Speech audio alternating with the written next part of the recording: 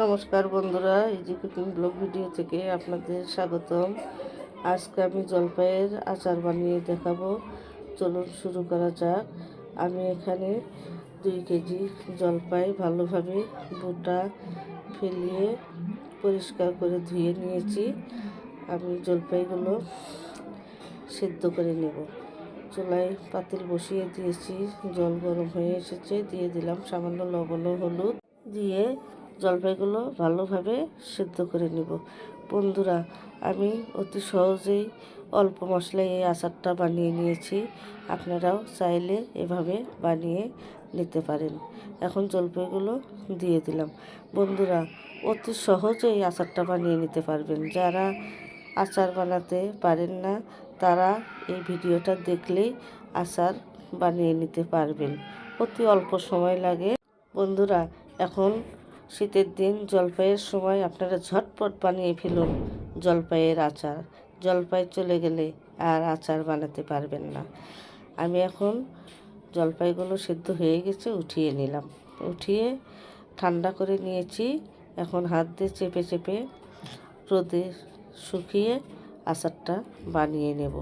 বন্ধুরা, আপনারা এভাবে না ভেঙে গোটা গোটাও করতে পারেন। গোটা জলপাই করলেও ভালো লাগে। আমি এখন রোদে শুকাতে দেব। এখন আমি মশলা নিয়ে নিয়েছি।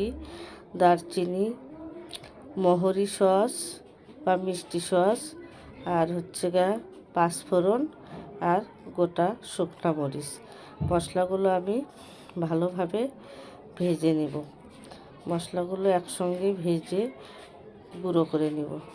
আমার মশলা থেকে সুগন্ধ বেরিয়েছে, অনেক সুন্দর একটা মিষ্টি গন্ধ বেরিয়েছে। আমি এই মশলাগুলো তুলে নিলাম। মশলাগুলো অল্প আঁচে ভেজে নিতে হবে। মিষ্টি গন্ধ ছড়ালেই মশলাটা তুলে নিতে হবে। বন্ধুরা, দেখতেই পাচ্ছেন আমি রোদে শুকিয়ে নিয়েছি। জলপাইয়ে জল নেই, কত সুন্দর ঝরঝরে হয়েছে। এখন কড়াই বসিয়ে দিয়েছি। কড়াইয়ে সরিষার তেল দিয়ে দিলাম, তবে আচারটা সরিষার তেল দিয়েই করতে হয়। দিয়ে দিলাম 2টো তেজপাতা ছিঁড়ে 4 টুকরো করে, 2টো শুকনো মরিচ, আর দিয়ে দিলাম 2-3টি দারচিনি, আর দিয়ে দেব সামান্য পাঁচফোড়ন। দিয়ে ভালোভাবে মশলাটা একটু গন্ধ চলে যাওয়া পর্যন্ত, মিষ্টি গন্ধ এলে জলপাই দিয়ে দিলাম। বন্ধুরা, দেখতেই পাচ্ছেন জলপাই কত সুন্দর শুকনো হয়েছে।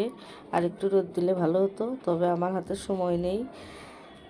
অল্প একদিন রোদে দিয়ে শুকিয়ে নিয়েছি, নিয়ে আচারটা করেছি। আচারটা যে এত মজা হয়েছে যা কি বলবো, আপনারা না বানালে বুঝতে পারবেন না। দিয়ে দিলাম স্বাদ মতো লবণ। জলপাই টক হলে একটু লবণ দিতে হয়। দেখতেই পাচ্ছেন সময় নিয়ে ভেজে নিয়েছি। যত ভাজবেন তত আচারটা ভালো লাগে। আর আমি 2 কেজি জলপাই নিয়েছি। এখানে 1 কেজির বেশি চিনি দিয়েছি। আমি 1 কেজি 250 গ্রাম চিনি দিয়েছি। 2 কেজি জলপাইয়ে 1 কেজি 250 গ্রাম চিনি দিলে ঠিক মতো মিষ্টি হয়। আর যারা মিষ্টি খেতে পছন্দ করেন না, একটু টক টক খাবেন, তারা মিষ্টিটা কমিয়ে দেবেন। বন্ধুরা, আপনারা চাইলে গুড় দিয়েও করতে পারেন। আমি চিনি দিয়ে করেছি। আমার কাছে চিনি দিয়ে করলেই ভালো লাগে, এই জন্য আমি চিনি দিয়ে করেছি। আপনারা চাইলে গুড় দিয়েও এই আচারটা বানিয়ে নিতে পারেন। গুড় দিয়ে করলেও অনেক ভালো লাগে। দেখতেই পাচ্ছেন বন্ধুরা, চিনিটা গলে গিয়েছে, গলে জল বেরিয়েছে। আমি এই জলটা পুরোটাই শুকিয়ে নেব এবং চিনিটা ভালোভাবে গলিয়ে যাবে। বন্ধুরা, আপনারা এখনও যারা সাবস্ক্রাইব করেন নাই, অবশ্যই সাবস্ক্রাইব করে আমার সঙ্গে থাকবেন। আর আপনারা আমাকে এগিয়ে নিয়ে যাবেন। আপনারা সহযোগিতা না করলে আমি এগোতে পারবো না। আপনাদের বন্ধু বা স্বজন মনে করিয়ে আমাকে এগিয়ে নিয়ে যাবেন। দেখুন বন্ধুরা, কত সুন্দর আচারের কালার এসেছে। ভাজতে ভাজতে এত সুন্দর কালার হয়েছে, লোভনীয় কালার। দেখতেই পাচ্ছেন আচার থেকে যে একটা সুগন্ধ বেরিয়েছে, অনেক সুন্দর একটা মিষ্টি মিষ্টি গন্ধ বেরিয়েছে। এখন দিয়ে দিব গুঁড়া করা মশলাগুলো, মরিচ সহ গুঁড়া করেছি, দিয়ে দিলাম। আপনারা আপনাদের পছন্দ মতো ঝাল দিয়ে দিবেন। দেখুন বন্ধুরা, আরও কত সুন্দর কালার হয়েছে, আচার থেকে সুগন্ধ বেরিয়েছে। দেখতেই পাচ্ছেন বন্ধুরা কত সুন্দর কালার হয়েছে আর সুগন্ধ বেরিয়েছে। আচারের মশলা দিলেই অনেক সুন্দর একটা সুগন্ধ বেরিয়েছে। আমার আচারটা এখন হয়ে এসেছে। আচারটা আরও একটু মজাদার ও কালার করার জন্য আমি এখানে টমেটো সস দিয়ে দিয়েছি। বন্ধুরা, টমেটো সস দিলে একটু কালারও হয় আর খেতেও অনেক মজা লাগে। আপনারা একবার হলেও এভাবে বানিয়ে খেয়ে দেখুন, অনেক ভালো লাগবে। আপনাদের কি বলবো, না খেলে আপনারা বুঝতেই পারবেন না, এত সুন্দর মজাদার একটা আচার হয়েছে। আমার বাসার সবাই আচার খেয়ে অনেক প্রশংসা করেছে।